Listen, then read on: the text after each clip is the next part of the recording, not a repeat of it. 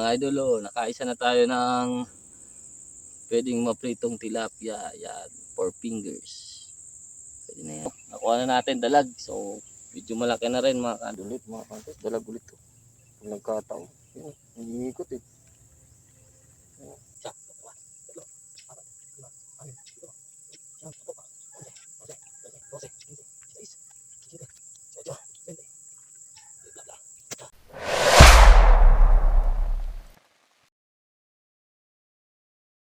So ayun na nga mga idol, so magka-catching cook tayo ngayon. Subukan natin kung makakahuli tayo ng dalag o tilapia dito sa fish pond. Actually hindi yung fish pond, wala namang binitawan dito mga hunters, pero meron tayong nakikitang gumagataw ng mga isda. Subukan natin yun mga hunters kung makakahuli tayo, tapos kung ilan mga hunters. Kung sobra naman sa kakainin natin, babalik na lang natin yung iba kasi wala naman yung ibang pupuntahan mga hunters. Pero gagawin ko mga hunters, nagdala tayo dito ng ice chest. Nilagyan ko ng tubig para maipon natin mga hunters kung ano yung mahuhuli natin dun, yung makikita natin. So tara, samahan nyo ako mga hunters. Salamat pala dun sa pag-suporta dun sa ating video kanina or yung nakakahapong kung in-upload na scouting. So magiging spot natin yun mga hunters, malapit na. So yun, nanunan nila yung mga damo. Pinatay na nila yung damo para madali na nilang maaraw. So malapit na yung mga hunters. Konting ulan na lang mga hunters. Sige mga hunters, at puntahan ko na dun sa spot. Ito, dala natin dalawang fishing rod mga hunters. Stay tuned lang. So ayun mga ka-idol, so kakatapos ko lang mag set up. So maglalagay na tayo ng pain. So yung pain na choice natin is wood. So ito yung spot natin mga ka-hunters sa likod ko. So hopefully mabigyan tayo. So yun, sige mga ka-hunters, lalagyan ko lang ito ng pain. So yung set up natin is tigda dalawa silang hook. So hopefully mga ka-hunters makakuha tayo.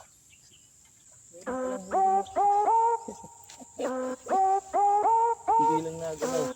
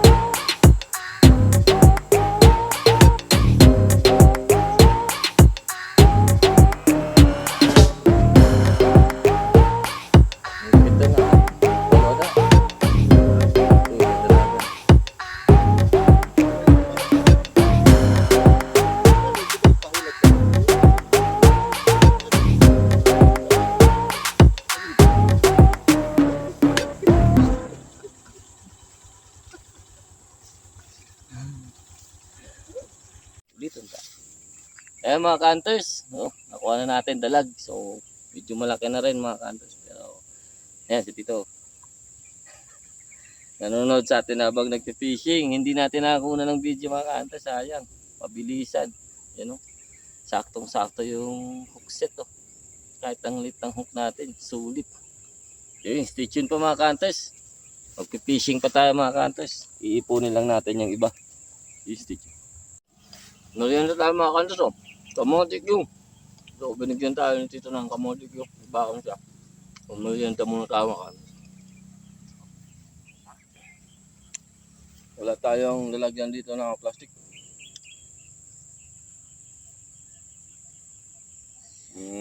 Tutok na lang dito sa styro. Sige na.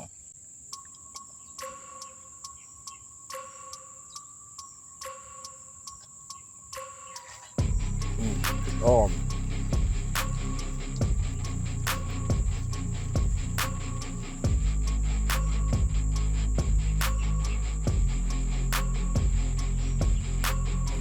Wah, makapit. Takbo na naman. Nawala.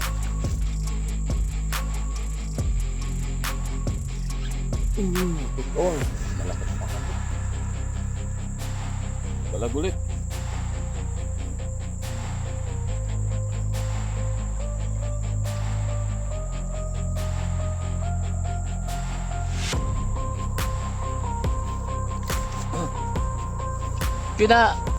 Kinahin niya mga kantos yung tilapia ang huli natin, kaya natin nahuli yung dala. Walang yak.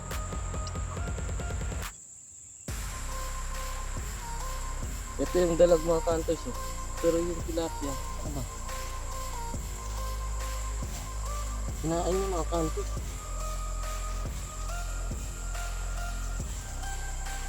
Natapon dito eh. Tignan mo.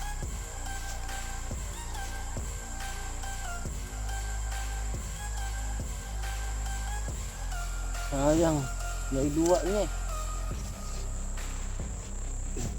Ito, balik pangalawa na. Nagkalimit na, nagkalaglit. Nagpataw. Naglikot eh. Nagpapakot kita dito sa atin.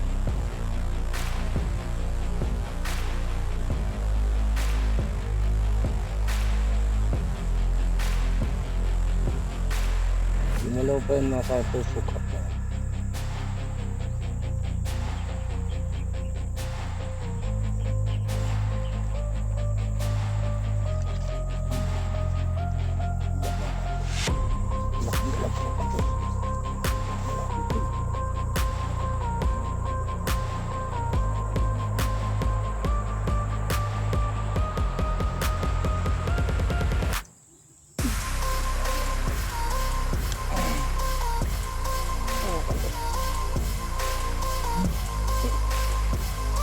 Tatlo. Pangatlong dalag natin na nalunok. So ito sigurado prito ito. Nandun sila mga kanto sa gilid.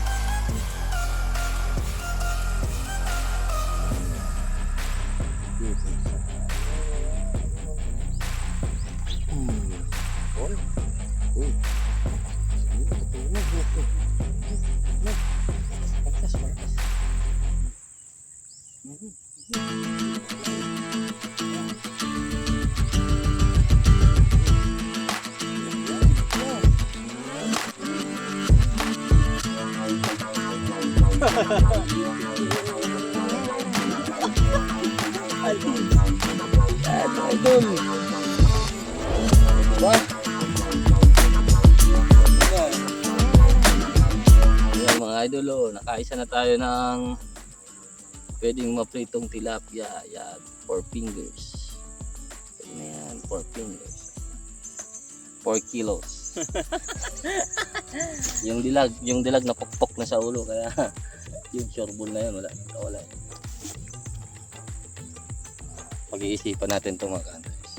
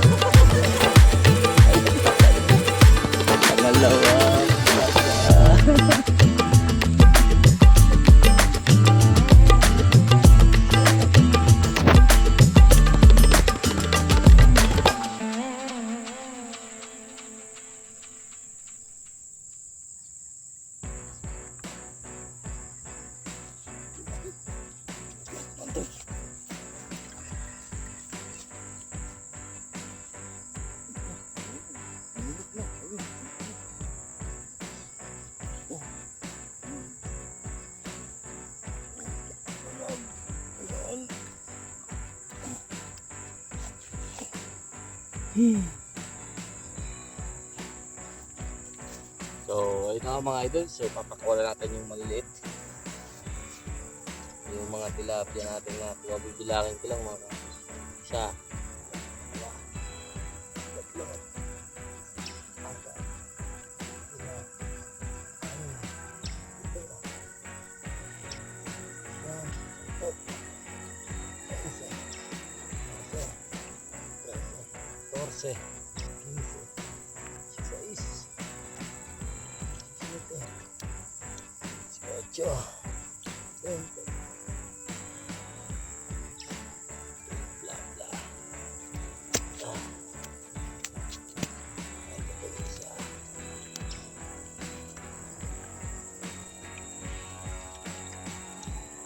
21.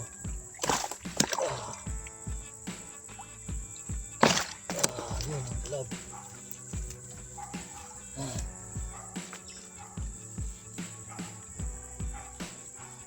22.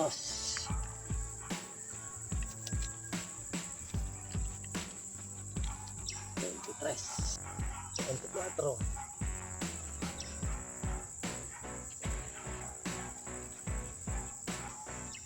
27. Ito pa.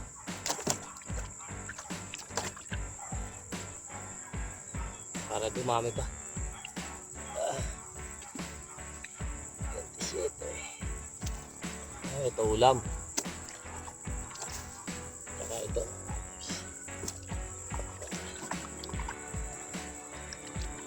28. 30. 30 pirasong isda mga kantos.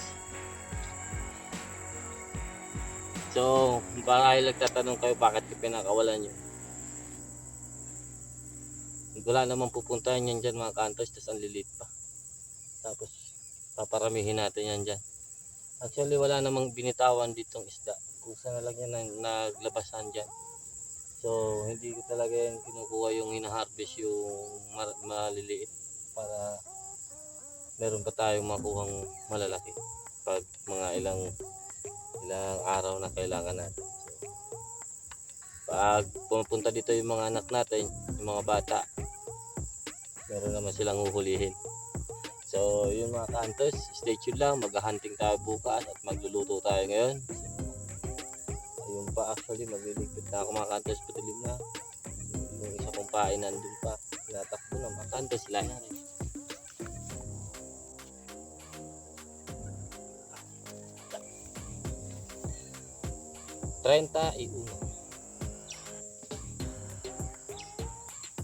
So yun, sige, pasok na natin yung luto mga kantos.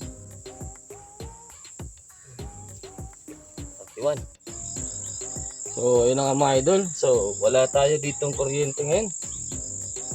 So yan na yung kinuha kong dalag tsaka tilapia.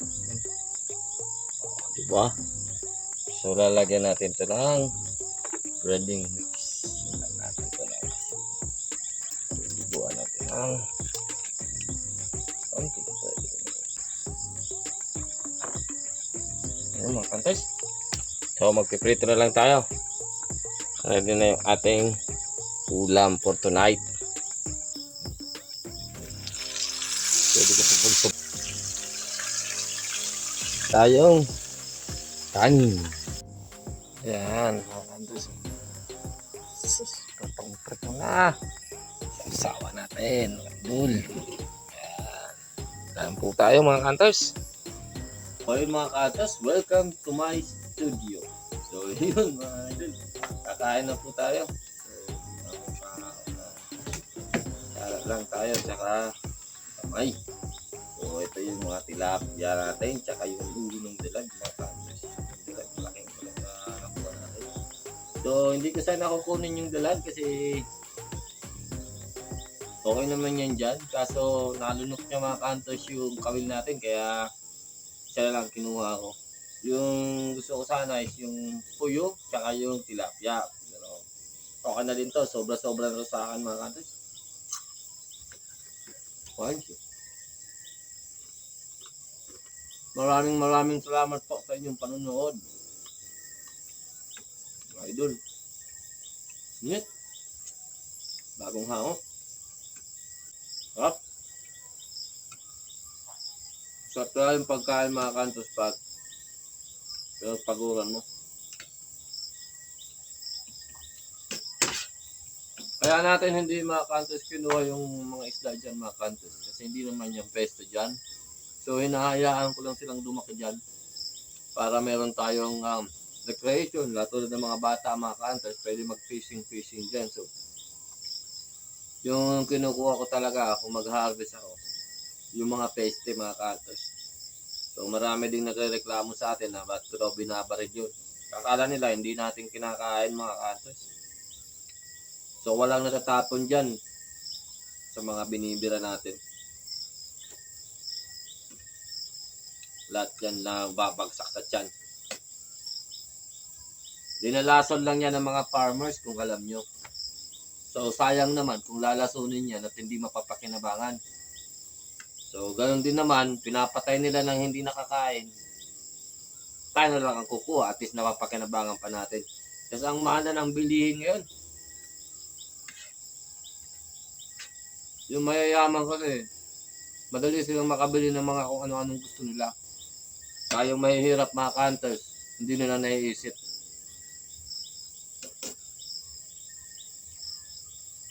Ang tamaan, huwag magalit.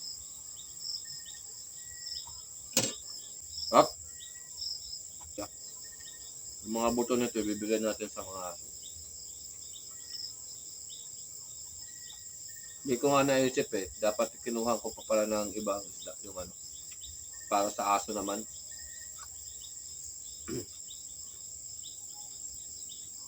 Para may ulam din. Gagawin ko, titirhan ko na lang sila nito para may ulam sila makan. Sobra naman to sa atin.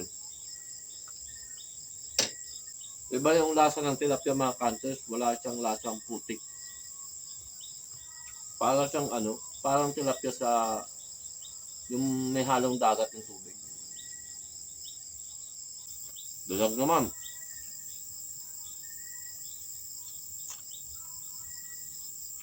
Yung iba nito, bukas. Breakfast. Ito, ulo. Bibigay ko na dyan. Taso.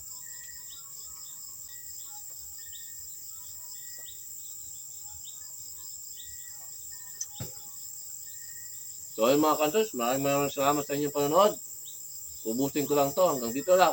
Take care, God bless. Peace out.